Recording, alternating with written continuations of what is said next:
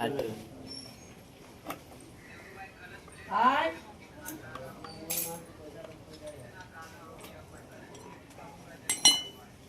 देखो क्लच का हालत देखो, क्लच प्लेट का हालत देखो कितना बुरा जल गया हुआ है।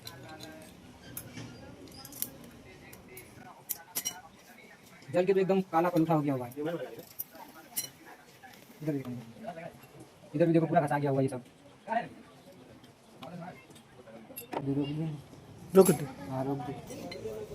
देखो भाई, होप सेंटर भी बदलना पड़ेगा इसका। दोनों घसा गया हुआ, एकदम घसा के पत गया हुआ, ये दोनों बदलना पड़ेगा। और क्लच प्लेट तो बदलना पड़ेगा, वो तो अलग ही है। वीडियो में जुड़े रहे।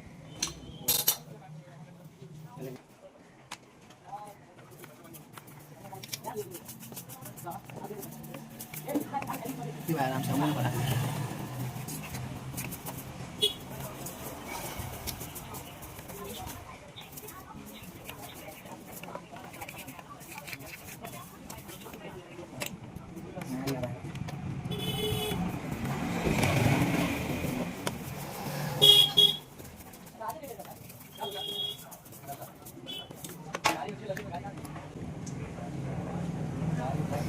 ये देखो कितना